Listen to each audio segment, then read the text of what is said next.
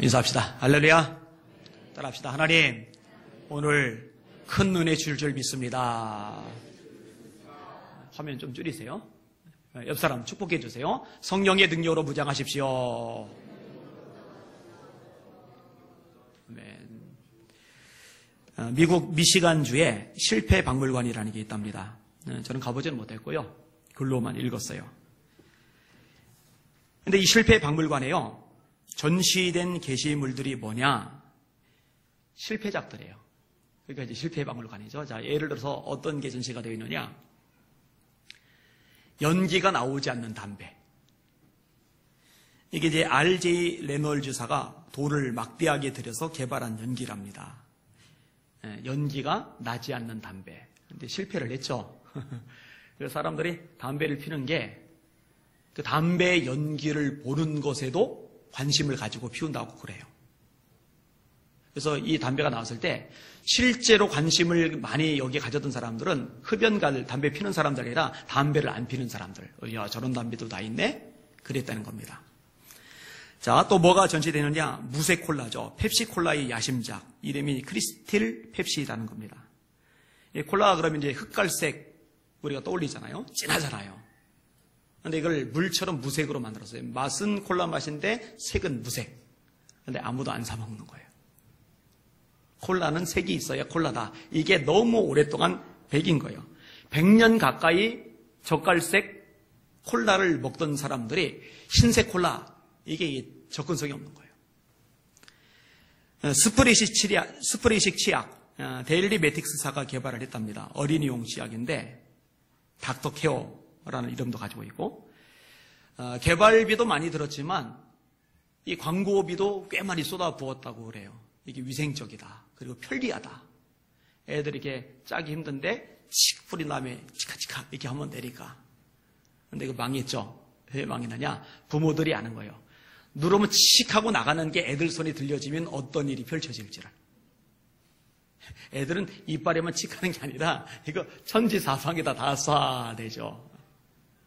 그러니까 돈 투자하고 개발비로, 또 돈 투자하고 광고비로, 그리고 망한 케이스. 이런 것들이 한 7만 점 정도가 전시가 되어 있다고 합니다. 근데 이 실패박물관에요, 사람들이 몰려요. 특별히 기업을 경영하는 사람들, 또 고위직 인사들이 여기 몰렸던데요. 제가 이 내용을 읽고서 생각을 해봤어요. 아니, 왜 여기 모여들까? 실패박물관인데. 뭐 성공한 것들만 모여놓고 이거 보라 그러면은 그 보러 가는 거 당연하다 생각하는데, 실패한 것들만 잔뜩 모아놨는데 이거 왜 보러 갈까? 근데 이유가 있는 거예요. 그걸 보고 배우는 거예요. 깨닫는 거예요. 어떻게 하면 안 되는지를 발견해내는 거예요. 여러분, 실패를 경험하고 나서요, 실패로 그냥 끝내는 사람은요, 어리석은 사람입니다. 이런 사람은 발전이 없어요. 인생 마이너스만 누적이 됩니다. 나중에 정말 아무것도 없는 빈털터리가 돼요. 이 실패를 통해서 교훈을 얻어야 돼요. 이 실패를 통해서 깨달음이 있어야 돼요. 이 실패를 통해서요, 딛고 올라갈 수 있는 발판을 마련해야 됩니다. 이렇게 활용하는 사람에게는요, 실패가 마이너스가 아니라 플러스로 작용을 합니다. 이 실패가 인생을 구덩이에 밀어넣는 도구가 아니라 올라설 수 있는 발판으로 작용을 하게끔 되는 겁니다. 이건 신앙생활도 마찬가지고요. 오늘 설계 제목입니다. 한번 따라합시다. 실패를 성공의 발판으로 삼으라. 한 번 더요. 실패를 성공의 발판으로 삼으라. 우리 사랑하는 예수 믿는 성도들은 실패로 끝내지 마시고 성공의 발판으로 바꿔버리시기를 주님의 이름으로 축원합니다. 여기 이제 지혜로운 사람이죠. 오늘 본문에도 실패한 사람이 나와요. 베드로입니다. 확실하게 실패를 하죠. 자, 말씀을 볼게요. 여종 앞에서 예수님 부인하는 장면이 69절 70절에 나옵니다. 같이 읽습니다. 시작. 베드로가 바깥들에 앉았더니 한 여종이 나와 이르되 너도 갈릴리 사람 예수와 함께 있었도다 하거늘 베드로가 모든 사람 앞에서 부인하여 이르되 나는 네가 무슨 말을 하는지 알지 못하겠노라 하며. 예수님이 잡혀가셨어요. 지금 대제사장 앞에서 신문을 받고 있어요. 베드로는 멀찍이 따라가다가 불을 쬐면서 재판받으신 예수님의 모습을 살금살금 들여다보고 있어요. 그런데 이러고 있는 와중에 한 여종이 와서 물어보는 거예요. 너 예수 제자지?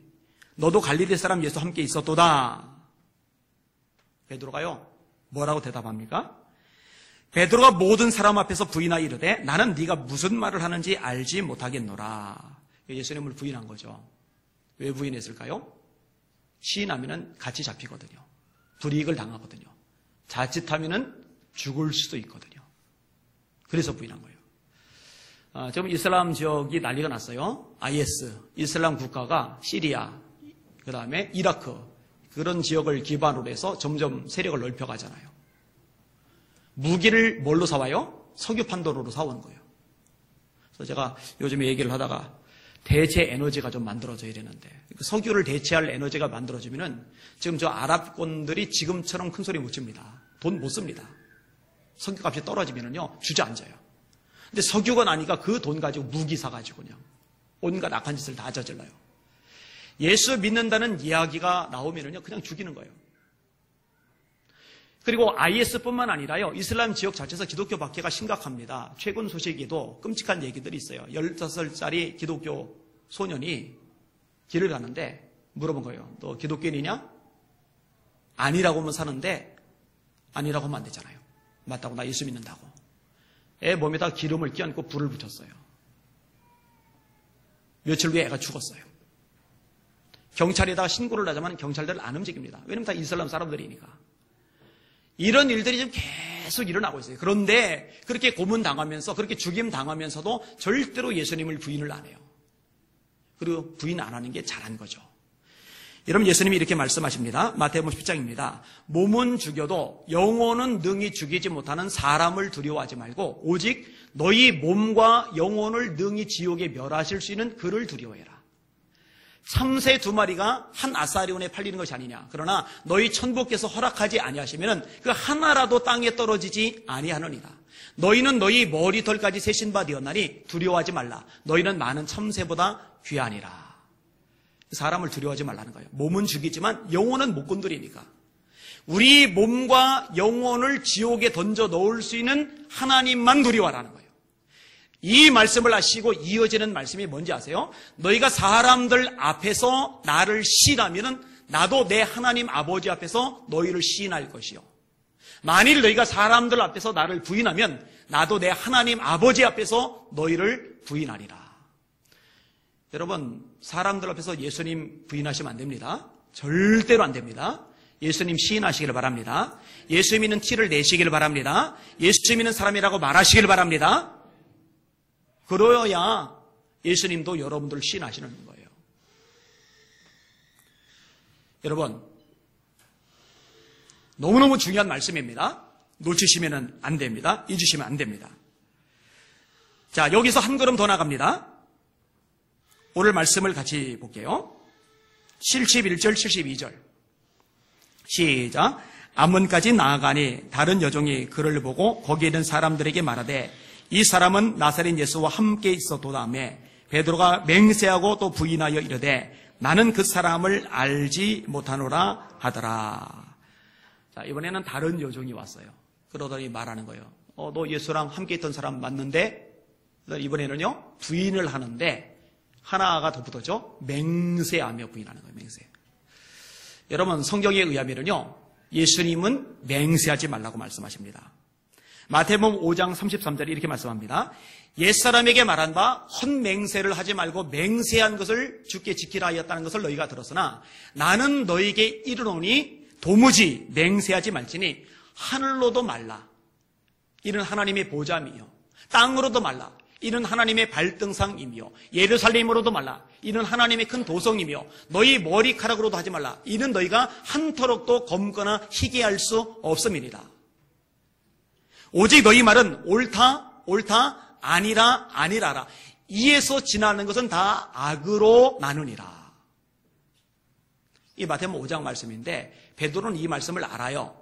들었잖아요. 그런데 지금 자기 위기를 모면하려고 예수님이 맹세하지 말라고 말씀하셨음에도 불구하고 맹세까지 하면서 나 예수 몰라 이러고 있는 거예요. 우리 애들도요, 예전에 자기 이제 변명할 때 아빠 진짜예요, 맹세예요, 진짜예요, 맹세예요. 그럼 제가 반드시 짚고 넘어가요. 맹세는 하지 마. 예수님이 맹세하지 말라고 하셨어. 보통 난 맹세야. 나 진짜 맹세야. 이 맹세라는 말을 쓸 때는요, 자기를 합리화하기 위해서, 자기를 정당화하기 위해서, 자기를 변호하기 위해서. 그래서 사람들이 자기 말에 설득되게 만들려는 도구와 수단으로 이 맹세라는 것을 활용하는 거거든요. 근데 예수님 하지 말라고 하셨어요. 자, 여기서 한 걸음 더 나갑니다. 73, 74 같이 읽겠습니다. 시작. 조금의 곁에 있었던 사람들이 나와 베드로에게 이르되 너도 진실로 그 도당이라 네 말소리가 너를 표명한다거늘 그가 저주하며 맹세하여 이르되 나는 그 사람을 알지 못하노라 하니 곧 닭이 울더라. 이번에는 여종이 아니에요. 여러 사람들이에요. 아까보다 압박이 더 컸을 거예요. 또 와가지고 너 예수의 제자 맞잖아 이런 식으로 나오니까 이번에는 저주까지 하는 거예요. 저주. 여러분, 맹세보다 더 심한 게 저주죠. 하나님은 저주하지 말라고 하셨어요. 전도서 10장 20절인데 심중에라도 왕을 저주하지 말며 부자를 저주하지 말라. 공중의 새가 그 소식을 전하고 날짐승이 그 일을 전파할 것임이니라. 왕 때문에 기분이 상했는지 부자 때문에 시기심이 발동했는지 저주를 하는 거예요. 근데 성경은 저주하지 말래요. 저주하지 말래요. 근데 이보다도 성경이 강조하는 대상이 있어요. 절대로 저주해서는 안 되는 대상이 있어요. 누군지 아세요? 부모를 저주하면 안 됩니다. 절대로 부모 저주하면 안 돼요. 이건 강도가 세요. 출애굽기 21장 17절인데 그 아비나 어미를 저주하는 자는 반드시 죽일지니라. 레위기 20장 9절입니다. 무릇 그 아비나 어미를 저주하는 자는 반드시 죽일지니 그가 그 아비나 어미를 저주하였은즉 그 피가 자기에게로 돌아가리라. 잠언 20장 20절입니다. 자기의 아비나 어미를 저주하는 자는 그의 등불이 흑암 중에 꺼짐을 당하리라. 깜깜해요. 등 때문에 겨우 앞을 보고 갈 수 있어요. 그런데 아버지나 엄마를 저주하는 사람은 그 흑암 중에 등불이 꺼지는 그런 인생이 될 거라는 거죠. 절대 하지 말라는 거죠. 잠언 30장 11절에 아비를 저주하며 어미를 축복하지 아니하는 무리가 있느니라. 여러분, 왜 부모를 저주하면 안 되죠? 당연한 얘기죠. 부모는 내 생명의 근원입니다. 나를 이 세상에 존재하게 만들어준 대상이 내 아버지고 내 어머니예요. 그가 잘났던 못났던 잘해주던 못해주던 내 생명의 근원입니다. 자기 생명의 근원을 저주하는 것은 자기 인생을 저주하는 것하고 다름이 없어요. 근데 여러분, 부모님이 우리 생명의 근원이라면 이 부모님보다 더 근원이 되시는 분이 있죠. 나를 세상에 있게 했을 뿐만 아니라 내 부모를 세상에 있게 하신 분, 내 부모의 부모까지도 세상에 있게 하신 분 누구세요? 삼위일체 하나님이십니다. 따라서 부모를 저주하는 것 정말 끔찍한 죄이지만 이보다 더한 게 뭐냐? 삼위일체 하나님을 저주하는 겁니다. 네, 이 베드로가 주는 그리스도시여 살아계신 하나님의 아들입니다라고 고백했던 이 베드로가 예수님을 저주하고 있어요. 비극입니다. 분명한 실패입니다. 자, 이 실패 후에 베드로의 반응은 그럼 무엇입니까? 75절 같이 읽겠습니다. 시작.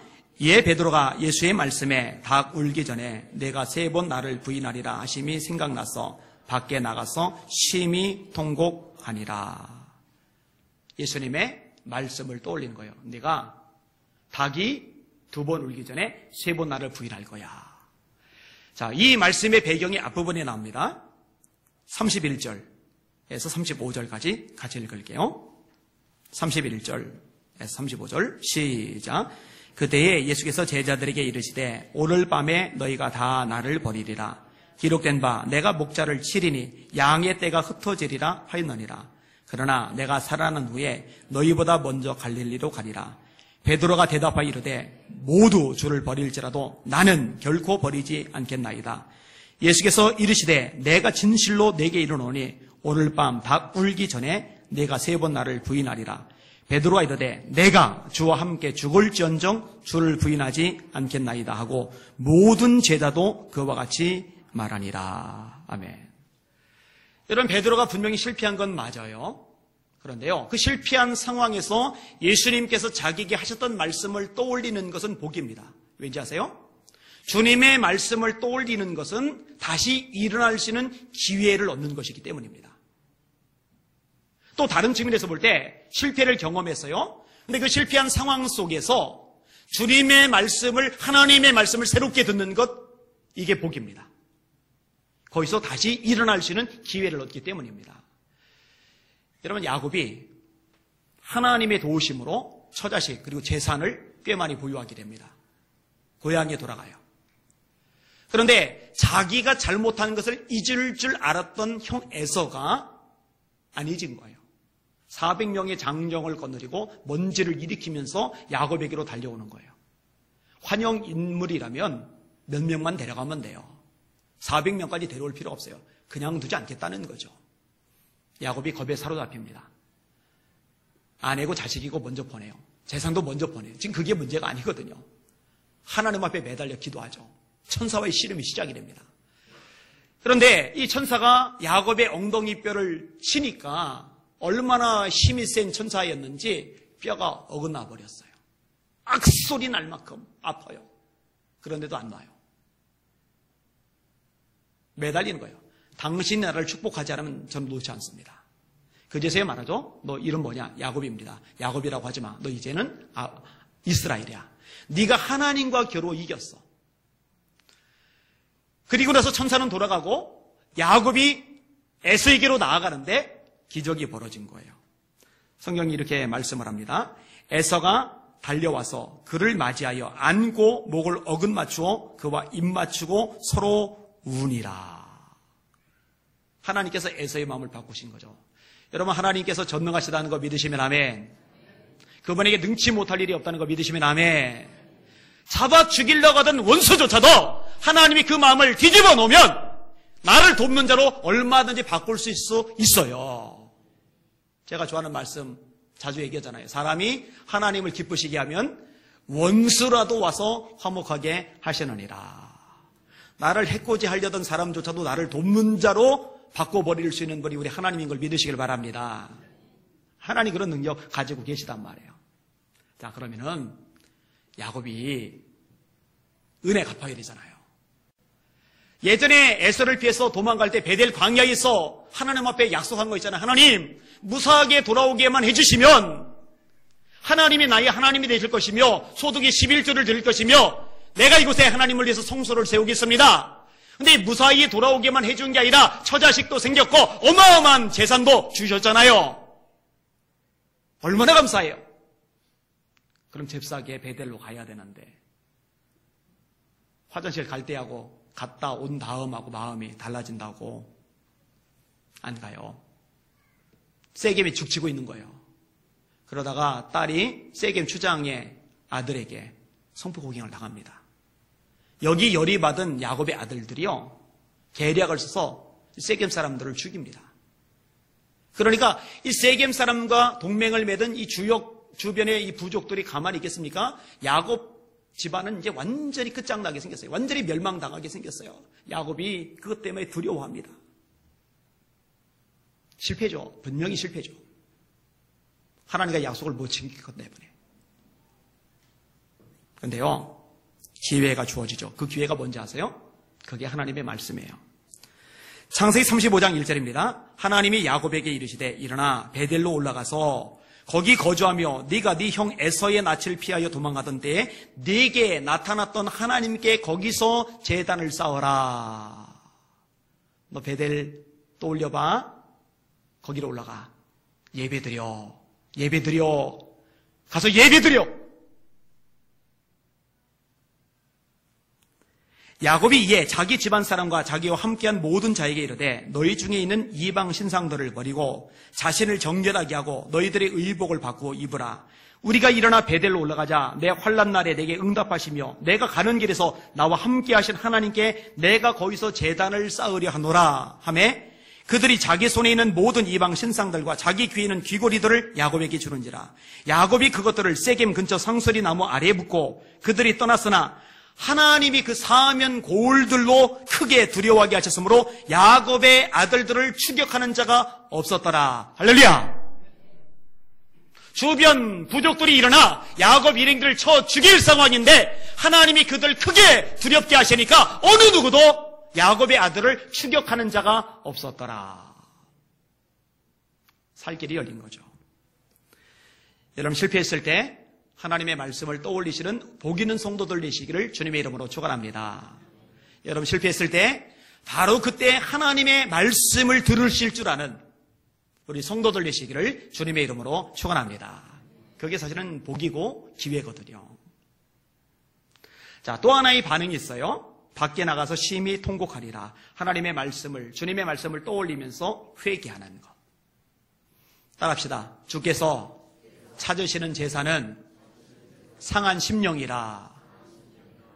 더 크게 따라서요. 주께서 통회하는 심령을 멸시하지 아니하시리라. 하나님이 찾으시는 예배가 뭐냐? 상한 심령. 하나님은 하나님 앞에 통회하는 심령을 절대로 멸시하시는 적이 없어요. 하나님이 참 약하세요. 이런 걸 보면 전능하신데 강하신데 능치 못할 일이 없는데 납작 하나님께 엎드리는 사람 앞에는 하나님이 이상하게도 맥을 잘 못 쓰세요.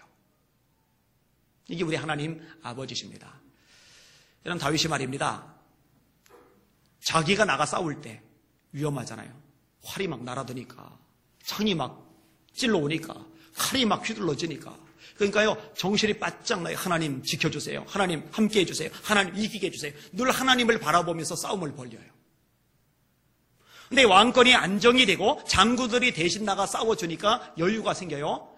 여러분 사람은요 바쁠 때 막 정신이 없을 때보다 한가할 때 죄 짓기가 딱 좋아요. 그래서 여러분 은퇴를 하고 나면은요 할 일을 찾으세요. 교회에서 할 일을 얼마나 많아요. 열심히 전도만 다녀도 할 일 많잖아요. 한가할 때 죄 짓기 쉽다니까요. 느슨해진다니까요. 왕궁에서 어슬렁거리는데 위에서 내려다보니까 저쪽 아래에서 어떤 이쁜 여자가 목욕을 하고 있어요. 남자는 눈이 문제입니다. 보면은 죄가 들어와요. 정욕이 생겨요. 그래서 술집 여자들의 옷을 야하게 입는 거예요. 왕의 권한을 가지고 데려온 거예요. 우리아라는 남자의 아내인데 남의 아내를 데려온 거예요. 죄진 거죠. 간음죄를. 애가 생겼어요. 걔가. 이거를 덮기 위해서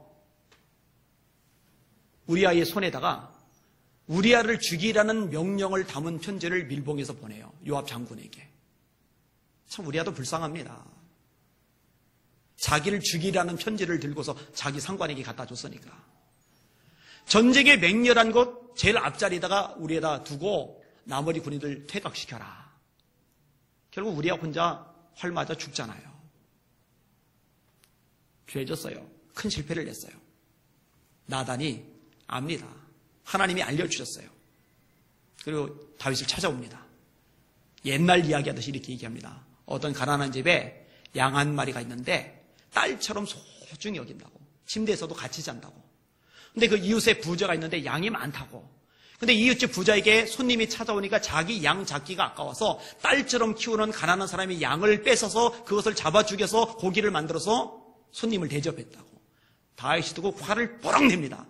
아니 왕으로 있는 내 나라에 어떤 놈이 그딴 짓을 해. 그놈 죽을 자라고. 나단이 말합니다. 당신이요 당신. 당신이 그 짓 했잖소. 성경이 이렇게 말씀을 합니다. 그때 다윗의 태도입니다. 다윗이 나단에게 이르되 내가 여호와께 죄를 범하였노라. 다윗은 왕입니다. 나단을 죽이면 입막음할 수 있어요.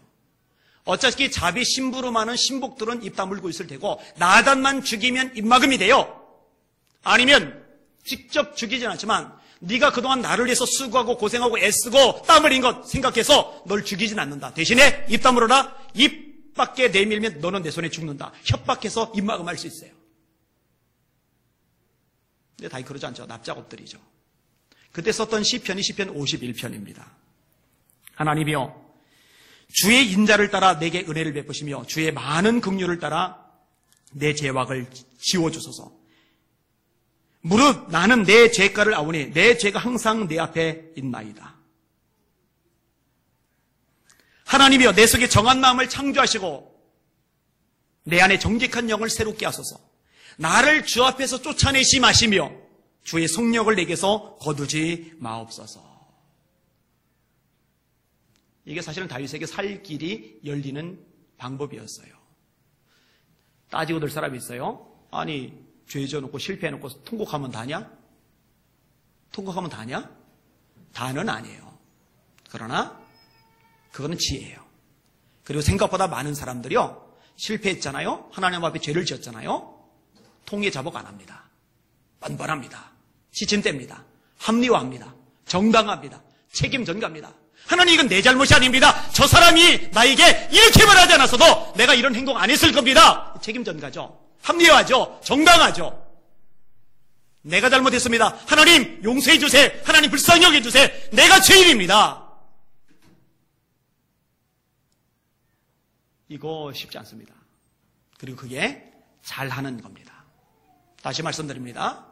주께서 통회하는 심령을 멸시하지 아니하시리다. 자, 베드로의 반응을 살펴봤고요. 마지막 하나를 더 생각해 볼 필요가 있어요. 실패가 손해만은 아니라는 것. 실패가 유익으로 작용하기도 한다는 것. 따라합시다. 실패를 통해 겸손해진다.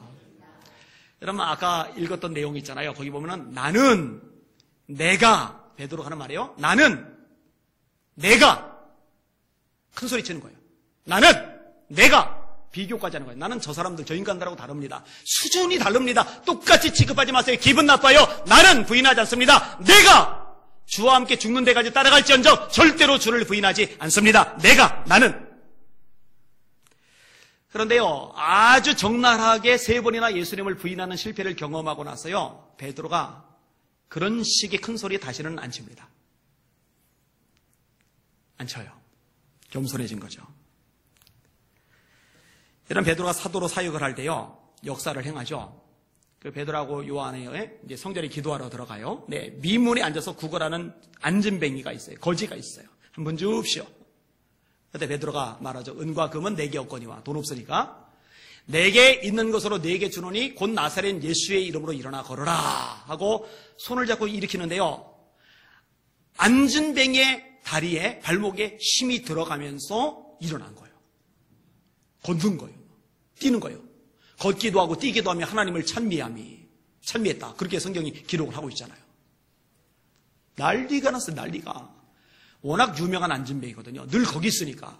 그런데 걷고 뛰고 하나님을 찬양하니까 막, 오, 저 뭐야, 막 사람들이 막 모여들어. 이 정도쯤 되면은요, 우쭐할 만해요. 여러분 생각해봐요. 손을 딱 대고 기도 한 번 했더니만 못 고칠 병이 고쳐졌어요. 근데 앉은뱅이가 평생 앉아있던 사람이 일어나면 이건 더 대단한 거 아니에요? 그럼 우와, 역시 나는 능력이 있어. 이럴만 하잖아요. 근데 베드로가 이렇게 말을 합니다.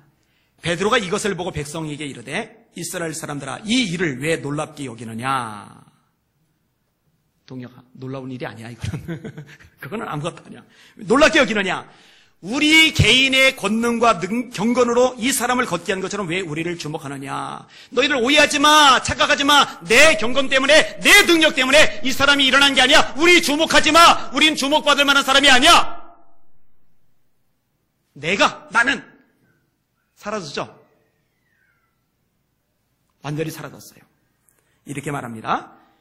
예수 이름을 믿음으로 그 이름이 너희가 보고 아는 이 사람을, 보고 아는 이 사람 알아요? 늘 거기 있었으니까. 보고 아는 이 사람을 성하게 하였나니 예수로 말미암아 난 믿음이 너희 앞에서 이같이 완전히 낫게 하였느니라.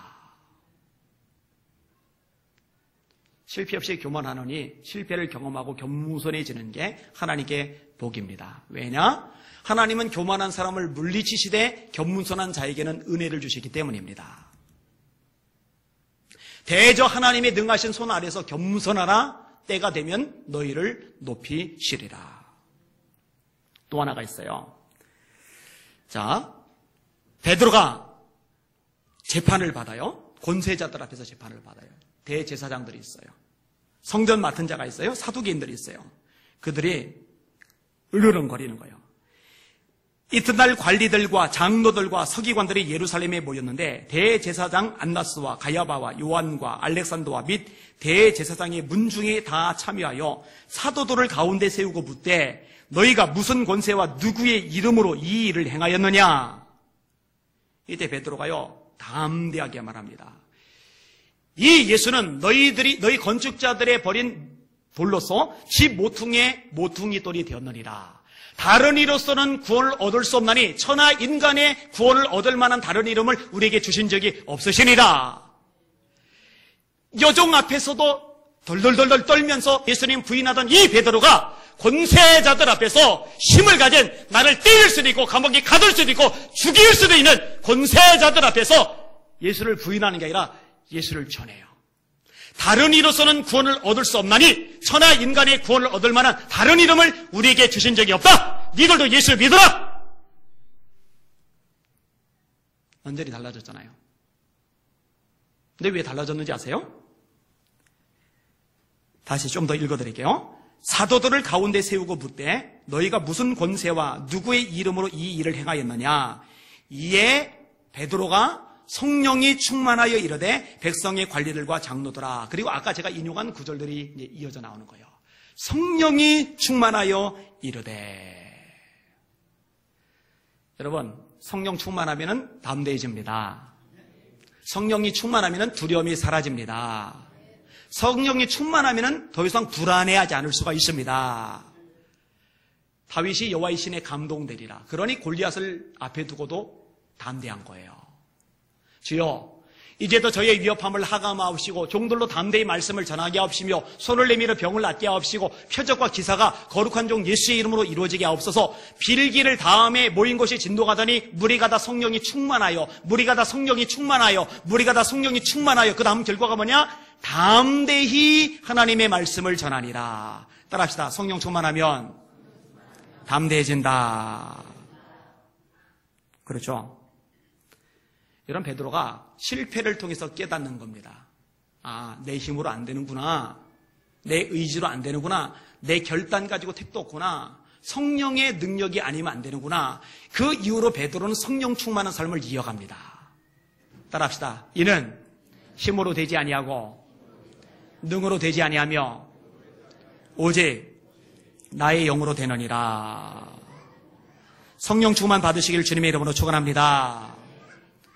디사이플십 저널 98년 15호에 아주 재미나는 글이 올라가 있어요.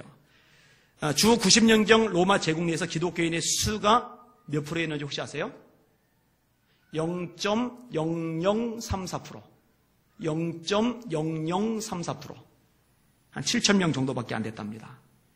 근데 그 7,000명의 기독교인들이 사는 이 로마 문화는 어떤 문화냐? 이방 문화죠. 동성애가 심했죠. 주신제가 있었죠. 바카스. 디오니소스. 같은 얘기예요. 술의 신입니다. 유아 살해를 하면서도 아무런 죄를 느끼지 못하는 사회입니다. 그런 사회 속에서요, 소수의 기독교인들이요, 성령이 충만했어요. 새로 믿는 신자들에게요, 아주 강력한 신앙 요구를 합니다. 여러분, 그 당시에 예수 믿겠다고 결단하고 나서 사람들이 세례를 받을 때까지 2년 정도의 시간이 평균 걸렸답니다. 2년 동안 철저하게 훈련을 시키는 거예요.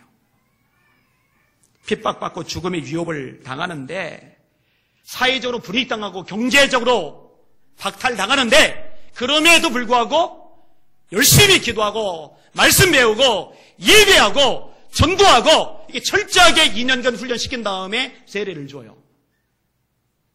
성령 충만한 거예요. 성령 충만. 그러니까 0.0034%밖에 안 되던 이 기독교인들이요, 로마를 잠식해 들어가기 시작을 해요. 2세기 후엽에는 기독교 인구가 1.9%로 늘어납니다. 4세기 초에는 인구의 10%에 해당하는 사람들이 예수님을 믿게 됩니다. 여러분, 이 모든 능력이 어디에서 나왔겠어요? 성령 충만에서 나왔습니다. 따라합시다. 술 취하지 말라. 이는 방탕한 것이니 오직 성령의 충만을 받으라. 여러분, 0.0034%로 로마를 뒤집어봤다면, 7,000명으로 로마를 뒤집어봤다면, 지금의 한국교회 성도들이, 목회자들이 성령 충만 받으면 이 대한민국에 무슨 일이 발생을 할까? 기대되지 않아요? 제가 설교 준비하다가 막 가슴이 뛰더라고요. 가슴이 두근두근 하더라고요. 우리도 실패해봤죠. 내 힘, 내 능력, 내 의지 가지고 주님 뜻대로 살아보려고 그러는데 안 돼요. 잘 안 돼요. 그러나 성령의 능력을 힘입으면 일어설 수 있을 줄 믿습니다. 일어서시길 주님의 이름으로 축원합니다. 말씀을 정리를 하겠습니다. 제가 종종 하는 이야기가 있어요. 어떤 사건보다, 그리고 상황보다, 처지보다, 문제보다 중요한 것은 그 상황과 사건과 처지와 문제를 보는 눈이라고, 해석이라고. 그러니까 어떻게 받아들이고 어떻게 그것을 해석하느냐에 따라서 내 인생이 전혀 달라질 수 있어요. 제갈량 아시죠? 제갈공명. 천재잖아요. 그런데 이번에 마지막 전투가 어떻게 시작이 되냐면요. 전쟁하러 나가는데 깃발이 뚝 부러졌어요. 제갈량이 그걸 보더니 불길하니까 이거 불길한데? 그랬어요. 그리고 그 전쟁 중에 병에 걸려 죽습니다. 근데 이게 반대되는 이야기가 있더라고요. 황제 하나가 군인들 데리고 행군을 해요. 근데 행군을 하는 와중에 엎어진 거예요. 최고 대장이 엎어진 거예요. 그러니까 장군들, 나머지 군인들이요, 수근수근 되는 거예요. 야, 이거 불길한 징조야. 폐하께서 엎어지셨어. 근데 황제 하는 거 좀 보세요. 엎어진 거잖아요, 분명히. 창피하잖아요. 그리고 분위기도 알잖아요. 어떻게 내셨어요? 딱을 꼭 껴안는 심령을 내요. 봐라! 내가 아프리카를 이렇게 껴안고 있다. 아프리카는 내 땅이다. 그러니까 분위기가 완전히 바뀌어요. 사기가 올라가요. 전쟁에서 승리를 거둬요. 얘기 하나 더 할까요? 청나라 2대 왕 홍타시 때 있었던 일입니다. 명나라하고 일전을 거둬요. 그래서 명나라가 멸망하고 청나라가 서게 되잖아요. 조선말, 그게 청나라 때죠. 그런데 전쟁을 앞에 두고서 아침을 먹는데 밥상다리가 부러진 거예요. 밥상다리가 부러지면서 국이고 밥이고 반찬이고 우르르 쏟아지면서 난장판이 돼버렸어요. 아침을 먹을 수가 없는 거죠. 주변에 장군들, 신하들 보고 있는데 이때 어떻게 했는지 아세요? 자기 무릎을 탁 치는 거예요. 아싸! 그러는 거예요. 우리말로. 이건 하늘의 계시다. 하늘이 명나라 밥상을 뒤엎으라고 말씀하시는 거다. 깃발이 꺾였으니까 이건 불길한 징조야. 이런 사람도 있는 반면에 엎어졌는데 아프리카 내 땅이야. 밥상이 부러졌는데 다 쏟아졌는데 이거 명나라 밥상 엎으라는 거야. 그거를 아주 나쁜 방향으로 해석할 수도 있는 반면에 긍정적으로 해석할 수도 있는 거죠. 저는 실패도 마찬가지라고 생각을 해요. 나는 실패했기 때문에 내 인생 실패작이야. 그러면 정말 실패작이 되는 거예요. 내가 실패한 것은 하나님이 나를 깨닫게 하시려는 하나님의 방법이야. 내가 실패한 것은 나를 겸손케 하시는 하나님의 장치야. 내가 더 하나님을 의지할 거야. 네 힘, 네 능력, 네 노력, 내 의지만 가지고 안 되니 이제 성령의 능력을 힘입을 거야. 라고 바꿔서 해석하고 하나님께 내달리고 씨름하면 실패가 여러분에게 복이 될 줄 믿습니다. 그 되시기를 주님의 이름으로 축원합니다. 최근에 재미난 글을 하나 읽었어요. 한 사람이 양쪽에 물동이를 익어서 물을 끼는데 한쪽 물동이는 금이 간 거예요. 물이 야금야금 새요. 그래서 똑같이 물동이에 물을 채워서 집을 향해 가는데 집에 도착을 하고 나면은 금이 간 물동이에는 물이 반밖에 없는 거예요. 이게 반복이 되는 거예요. 그러니까 물동이가 주인한테 미안한 거예요. 주인 나같이 쓸모없는 것 그냥 버리시죠. 그러는 거예요. 그랬더니 주인이 이렇게 얘기하더랍니다. 길을 잘 봐라. 길을 잘 봐라. 금이 간 네 몸에서 새어나온 물 때문에 이 오른쪽에는 꽃들이 이렇게 피어있지 않느냐. 그러나 금이 전혀 가지 않아서 그래서 물이 새지 않은 그 물동이가 있는 왼쪽에는 꽃이 없다. 이 주인이 금이 간 물동이를 통해서 더 좋은 결과를 일으킨 거죠. 여러분, 저는 우리 하나님이 이런 분이라고 믿어요. 저도 많이 실패했어요. 참 많이 넘어졌어요. 제가 여러분한테 괜히 빈말로 하는 게 아니에요. 하나님이 자비의 하나님, 긍휼의 하나님이 아니셨다면 저는 이 자리에 없어요. 당장 버림받았을 거예요. 하나님이 나 대신에 저 대신에 당장 다른 설교자 세웠을 거예요. 물론 그 설교자도 제가 장담합니다. 절대 오래 못 갑니다. 그 설교도 잠시 갈릴 겁니다. 또 갈릴 겁니다. 누구나 똑같아요. 다 허물 많고 연약해요. 그런 저를, 그런 여러분을 하나님이 다듬으셔서 일으키셔서 또다시 쓰실 수 있다는 것, 기억하실 수 있기를 주님의 이름으로 축원합니다. 따라합시다. 실패를 성공의 발판으로 삼으라. 실패했을 때 말씀을 떠올리시고 주님 앞에 엎드리시고 주님 앞에 겸손해지시며 성령의 도우심을 구하심으로 오히려 그 실패 덕분에 더 능력 있는 그리스도인들 되시기를 예수님의 이름으로 축원합니다. 축원합니다. 축원합니다. 아멘. 기도하겠습니다.